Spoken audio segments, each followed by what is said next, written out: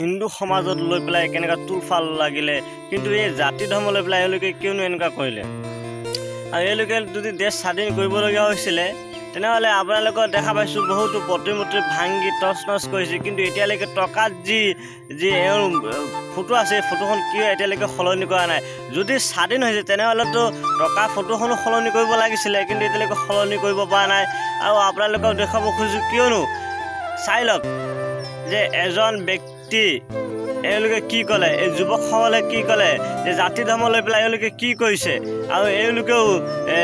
জাতি ধৰ্মৰ ওপৰত ভৰসা দিলে এওঁলোকে আকৌ কি উত্তৰ দিলে আপোনালোকে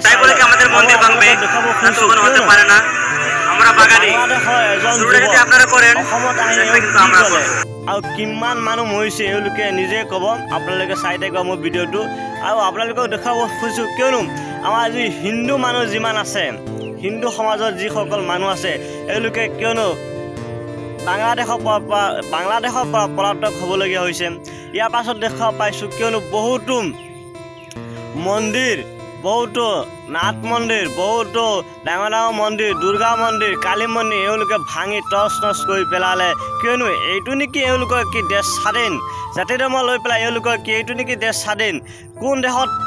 এনেকুৱা দেশ স্বাধীন হৈছে আপোনালোকে চাই লওক যে জাতি ধৰ্ম লৈ পেলাই কেতিয়াওতো এনেকুৱা দেশ স্বাধীন হোৱা নাছিলে কিন্তু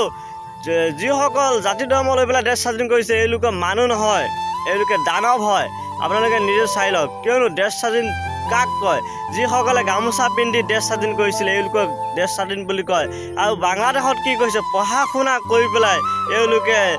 দেশ স্বাধীন বুলি কয় নেকি এইটো দেশ স্বাধীন নকয় এইটো মতলবী উদ্ভণ্ডলি ইয়াই কয় কিন্তু আপোনালোকে চাই লওক মোৰ ভিডিঅ'কেইটা গোটেইকেইটা চাব কিয়নো দেশ স্বাধীন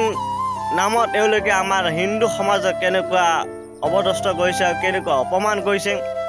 আমাৰ জাতিটো আৰু এই হিন্দু জাতিৰ ওপৰত নামঘৰ ভাঙিছে তাৰপিছত মন্দিৰ ভাঙিছে কালী মন্দিৰ ভাঙিছে চাই লওক আপোনালোকে কিয়নো এনেকুৱাতো দেশ স্বাধীন ক'তো হোৱা নাছিলে মই বহুতো ইতিহাস পঢ়িছিলোঁ কোনো জাতি ধৰ্ম লৈ পেলাই কোনো দেশ স্বাধীন হোৱা নাছিলে কিন্তু বাংলাদেশত ইয়াত মানে কি চলিছে